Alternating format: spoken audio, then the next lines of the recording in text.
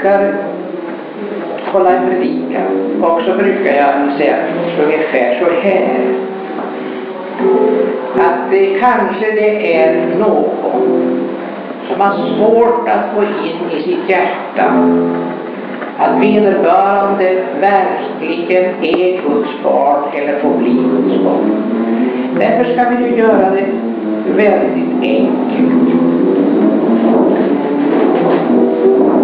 Ni ska komma fram, och jag vill inte att vi kommer fram för många i stöten, utan kom fram en 15-20 stycken. Sen ska jag gå runt till er och till var och en ställa frågan: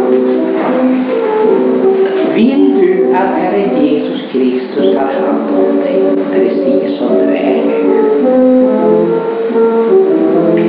Och då förstår ni att det här gäller inte bara de som är kristna eller som tycker sig ha tro, utan det gäller alla som vill komma till Kristus, som vill att Jesus Kristus tar hand om. Om du aldrig har varit i kyrkan förr, och detta är första gången, men du i det här ögonblicket nu känner att ja, det är det här jag har saknat. Jag skulle vilja att Herren Jesus Kristus kom. Då ska du komma, för här ska du inte avkrävas som trosbekännelse, utan här ska du avkrävas bara ett enkelt besked om du vill att Herren Jesus Kristus ska förbarmas över dig och ta hand om det som du är. Och du ska få svara ja eller nej på den frågan, och svarar du nej så har jag ingenting att säga dig. Utan då kan jag dessvärre inte ge dig något svar. Men svarar du ja, så ska jag i Guds namn säga till dig att Herren Jesus Kristus från detta ögonblick har tagit hand om dig för tid och evighet. Så brukar jag gå runt och ställa varje enskild fråga, och också säga det till varje enskild. Då tycker jag att det får en evangelisk karaktär. Det enda som personen gör, det är ju det vi gör vid nattvarden. Jag brukar säga, vad är det vi presterar när vi går till nattvarden? Det enda vi presterar är att vi lussar fram 10 meter, eller 5 meter, eller 3 meter. Och det tillhör människans fria vilja. Att ta sig tron tillhör inte människans fria vilja. Att ta dem inte tron är alltid. Men att gå 5 meter, det tillhör människans fria vilja. För det kan jag om jag vill. Om jag inte är förlamad. Och om jag inte vill så gör jag det inte. Men hur väcks tron? Jo, jag kanske går fram, det kanske någon går fram och aldrig har betraktat sig som kristen. Men så får han fråga: vill du att Herren Jesus Kristus tar hand om dig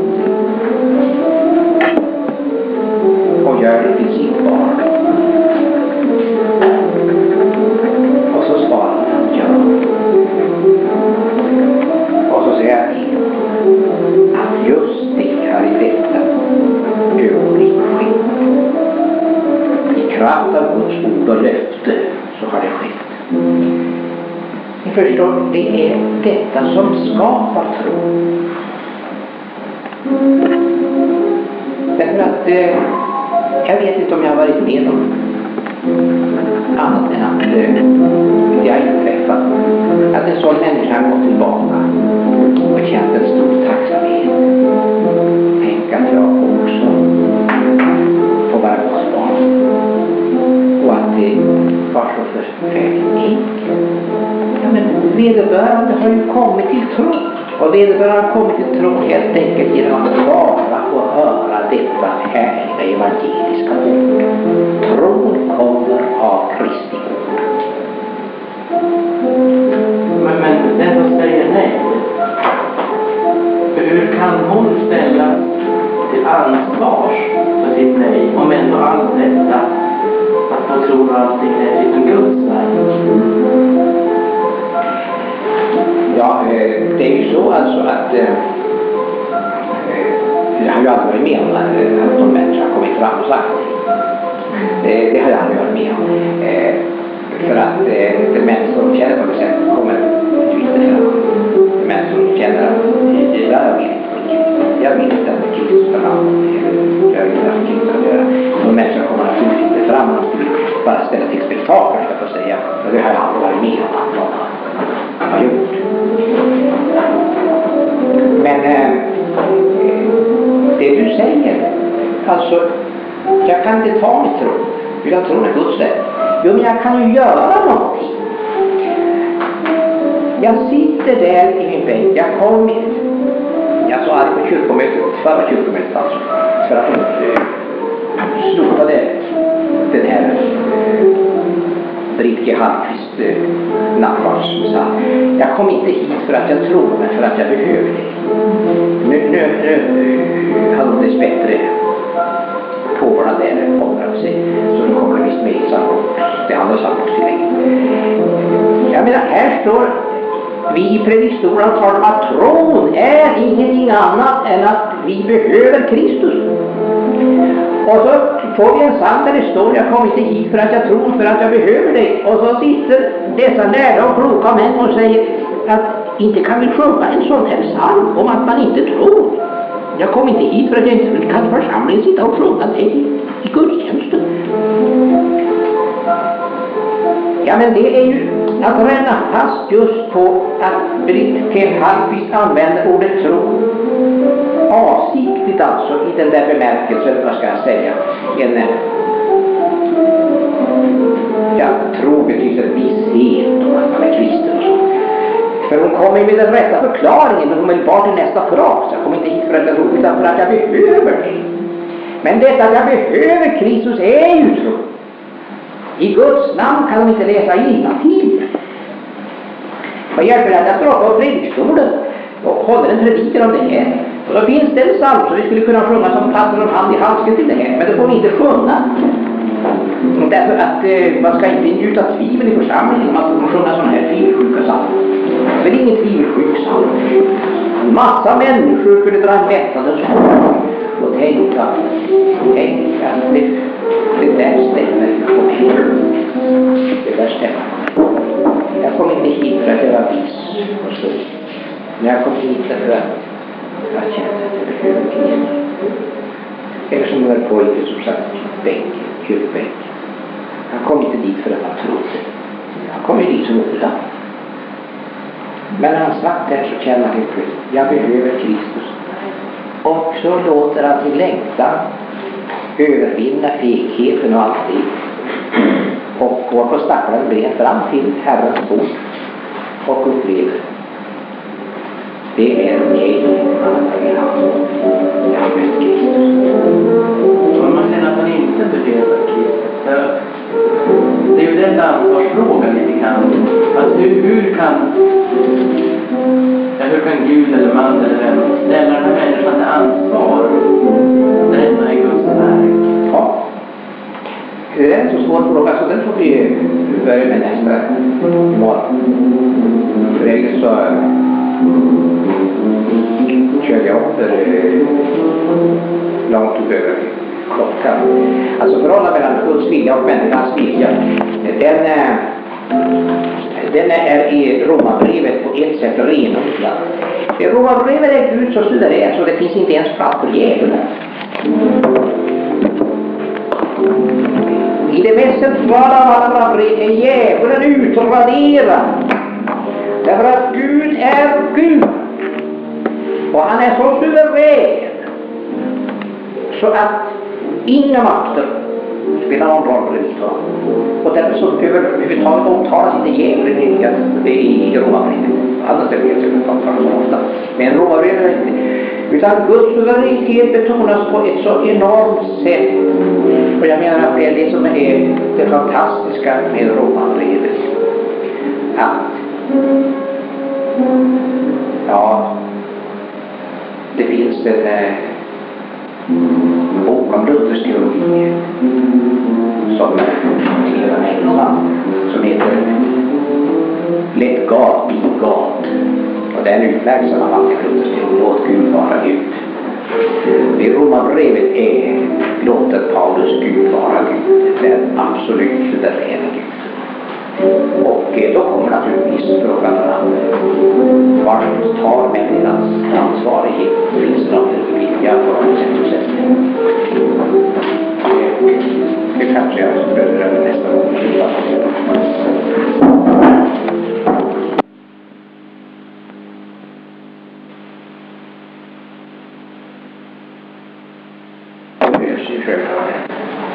De är så skrämmande. Och det är förhållandet mellan Guds vilja och människans vilja. Och nu, det sa jag när jag slutade igår, att det som utmärker Romarbrevet framför allt, det är Guds absoluta suveränitet. Jag ska bara ge ett exempel på hur man inte kan och får resonera enligt Paulus. När Waldenström kom med sin försoningslära och kanske jag också ska säga helgelselära, och skulle någon av er vara missionsförbundare så bryr jag mig inte om det. Jag är inte efter missionsförbundet. Men däremot är jag ute och har påtygat till Waldenström. För jag anser att han var en stor rationalist, och när man läser hans dogmatik så häpnar man över. Ställvis så vet man inte vad den skriver av en kritisk filosof eller av en väckelsens teolog. Han är oerhört påverkad av etiskt tänkande, och det är väl det som gör att vissa saker hos honom går snett. Men alltså, han kom med hans huvudargument. Och nu gör jag en sån här parentes, jag försöker att måste göra en sån här parentes innan vi kommer in på det. Det är att utifrån Romarbrevet så utvecklade ju Luther sin lära om den kristnes ställning. Att en kristen samtidigt är rättfärdig och syndare. Jag skulle vilja säga att av alla, vad ska jag kalla det, läropunkter i vår kristna tro, så känner jag knappast någon som ur själavårds synpunkt och ur det kristna livets synpunkt är så nyttig som denna lära om att jag samtidigt är rättfärdig och syndare. För det betyder alltså, och det uttrycker Luther med den här formen siv. Och när man pratar med teologer så, om till exempel Angroland, vi sitter och jämnar oss över tidens förfall, så då säger vi, ja, det är knuten sitter i att man inte har förstått detta Simon. Simon, Justus, Karl, samtidigt rättfärdig och syndare.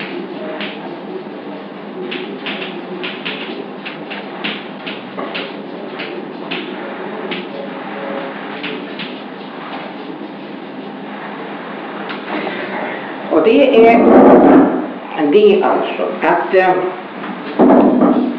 genom rättfärdiggörelsen, och grund av rättfärdiggörelsen genom tro av nåden alena, och märk nu prepositionerna, rättfärdiggörelsen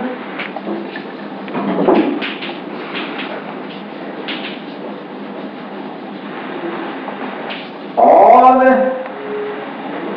på grund av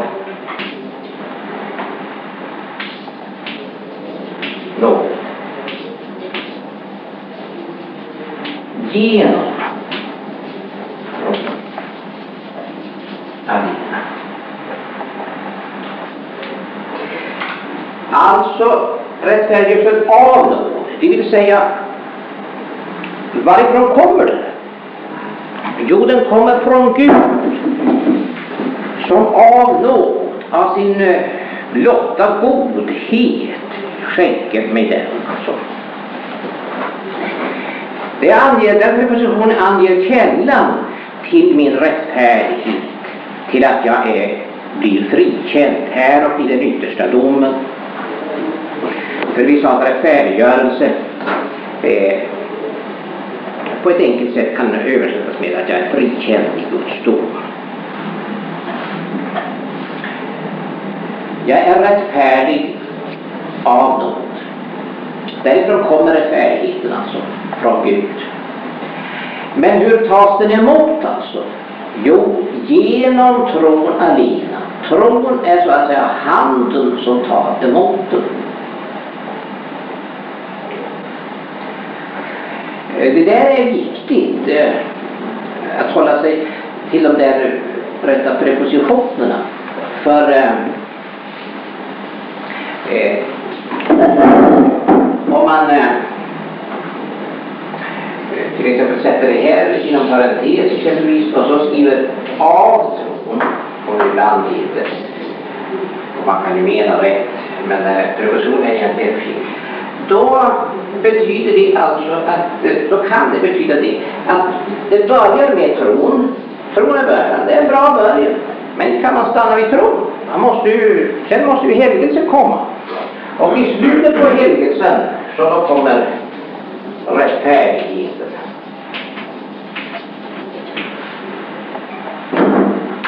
Tron är en bra början. Men det räcker inte med en bra början, utan ur tro måste rättfärdiggörelsen komma. Det kommer genom helgelsen. Och det är i praktiken det som Wallenström lär alltså. Och hans motivering för det är denna. Att det är ju, man kan inte anklaga Gud för att skoja. Om jag är syndare och kan ändå förklara en syndare rättfärdig, så är det ju bluff. Säger Wallenström. Gud kan bara förklara den rättfärdige för rättfärdig.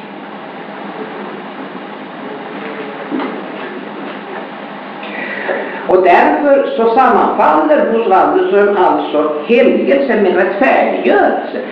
Rättfärdiggörelse är en successiv process. Det är alltså vår inre människas förnyelse, så att vi blir heliga. Och det här alltså, om ni bara öppnar ögonen så ni hör det här i massor av det som predikan idag. Inte minst i radions morgonböner, där man ibland inte vet om man ska öppna ögonen till slutet då. Därför att de här centrala lärorna som är Paulusuttrycket romabrevet, de är idag till stor del borta från kristna förkunnelse. Det är dessvärre så. Vad ska man svara på Wallenströms fråga? Att Gud kan ju rimligen inte förklara en som är syndare. För rättfärdig, det är ju bluff. Men då räknar man inte med Guds suveränitet, utan nu återgår vi till den där versen i Romarbrevet 4, som på en gång alltså säger att det förhåller sig precis absolut tvärtom. Jag säger som en svåger och i Skellefteå. Det där är nog en rätt, jag tror det är ganska rätt, fast tvärtom. Och det är tvärtom. Därför att, nu läser jag alltså Romarbrevet 4 och 5 som jag gjorde igår för 1917 års översättning, för den är just på den här punkten klarare. Jag behöver inte upprepa mina klagolåtar över att de har översatt det med syndare i det nya. Men den som inte håller sig till gärningar utan tror på honom, hör du, som gör den ogudaktige rättfärdig och gör alltså ska det ju egentligen inte heta, därför att det grekiska ordet dikaios som står här, det betyder förklara någon rättfärdig. Därför att det är en domstolsterm, en juridisk term som används för domstol. Det är någon som är anklagad inför domstol och blir frikänd. Och vem blir det som blir frikänd? Vem förklaras rättfärdig? Jo, inte den rättfärdige, utan den ogudaktige, den gudlöse, den ofromme.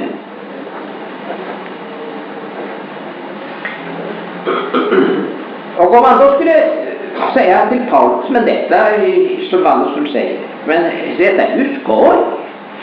Det är ju rimligtvis namn kan Gud förklara en människa rättfärdig som är ogudaktig. Det är ju skoj. Jag förstår inte att Paulus skulle nästan inte fatta frågan.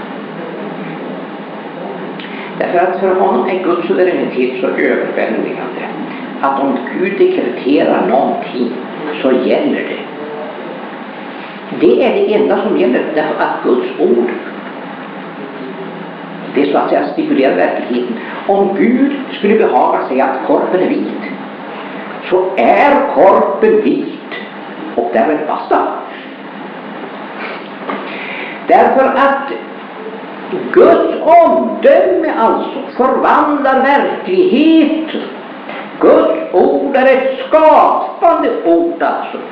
Och det är så suveränt att det, när Gud har sagt en sak så gäller det. Sen så får det se ut precis tvärsom.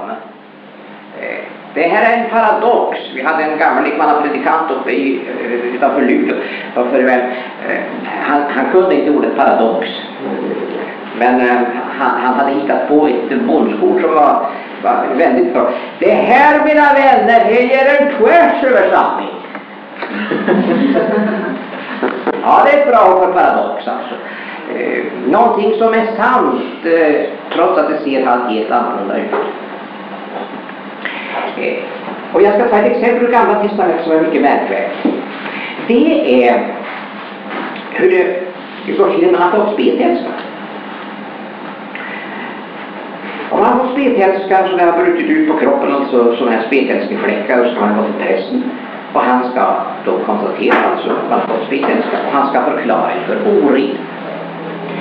Därmed alltså så är man utestängd från templet, från gudstjänsten, man är utestängd från människors gemenskap, man får inte umgås från andra, man lever de spetälska lever som ni vet utanför samhället i spetälska kolonier. Det har ingenting med smitta, det är inte bakteriologi det är fråga om, utan det här är en rent religiös fenomen alltså. Ett rent vederbörande är rituellt oren alltså. Och kan därför icke nalkas det heliga. I kommunalförsamlingen som leder samtidigt med Jesus så var det därför, fick det därför inte finnas några sjuka i församlingen. Det påminner mig om vissa lärare idag som har också ett gott öga till, eller ett ont öga till. Därför att där fick inte finnas några krymplingar, inga sjuka, därför att ingen som icke är helt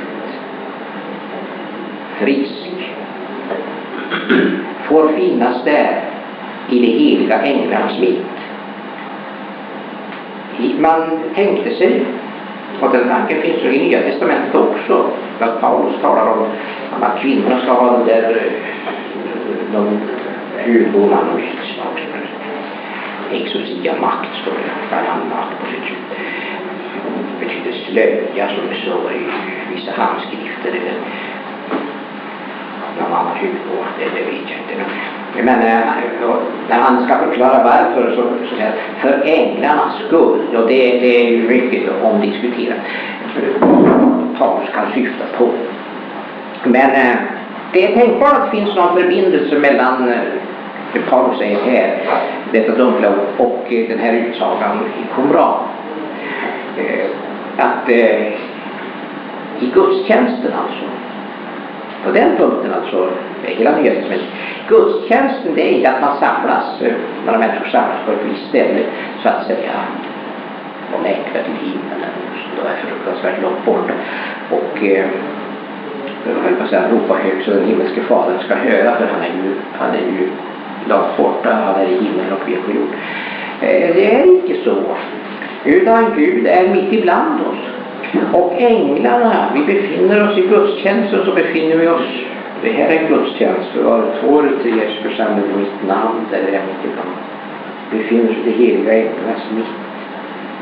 Himlen är inte långt borta, för den är här. Och det förstås, det är det som är ibland när man sitter och talar fyller med en slags helig darrning. Att mellan oss och den andra verkligheten får det vara ett tunt arteri. Och om det drogs undan så skulle vi upptäcka att Guds tron är mitt ibland oss. Och vi skulle se det som änglar och alla helgon ser. Jesus säger, förakten inte någon av dessa små. Han talar om barnen, att man inte ska förföra att barnen är störst hos riket. När lärarna diskuterar vad som är störst, och sådana här barn och ställer dem in ibland. Och säger att dessa är de största hos riket. Och om ni inte omvänder er och blir som barn så ska ni inte alls komma in i Guds rike. Men sen slutar vi med förakt. Se till att ni inte föraktar någon av dessa små. För jag säger er att deras änglar alltid ser min himmelske faders ansikte. Och det går tillbaka på den judiska tanken att varje människa har sin skyddsängel. Men dessa skyddsänglar hade så att säga olika grader. De förnämsta skyddsänglarna det hade till exempel sådana människor som blev martyrer för den judiska teologin hade en rangskala högst stod martyrerna. Sen kom rabbinerna. Rabbin kommer av det hebreiska ordet rav som betyder stor. Rabbin betyder alltså den stora. För de var stora genom sin kunskap i lagen. Med den mot bakgrunden så ska man inte förundra sig över att lärare skulle begripa att barnen hade någonting att göra hos Jesus. För de visste ju ingenting. De visste ju ingenting idag. Och det är därför Jesus kan säga, nu gör jag en parentes inom parentes, det är därför Jesus kan säga, jag prisar dig far. Du är himmelens och jordens herre. Hör du? Jag prisar dig far i himmelens jord. För att du väl har gömt detta. För det visar klart. Men uppenbart det för det. Man tycker att han kunde ha nöjt sig med att tacka Gud för att han har uppenbarat det för de enfaldiga, de omyndiga, de okunniga. Det här är grekiskt ord, det är jävligt svårt att versa. Men det betyder alltså en som är olärd, en som är ovettig, en som på ett eller annat sätt alltså inte räknas för just någonting av människor.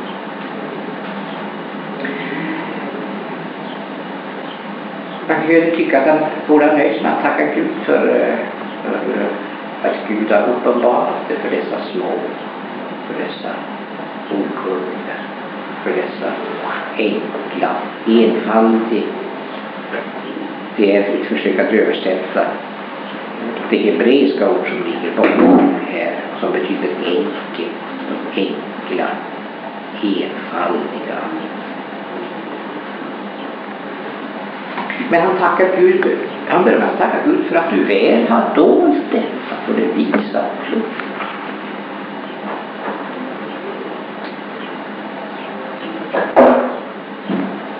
Ja, det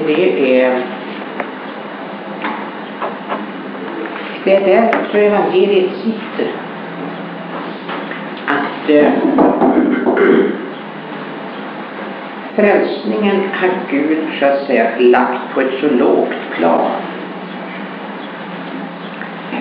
Jag hörde en som strax skulle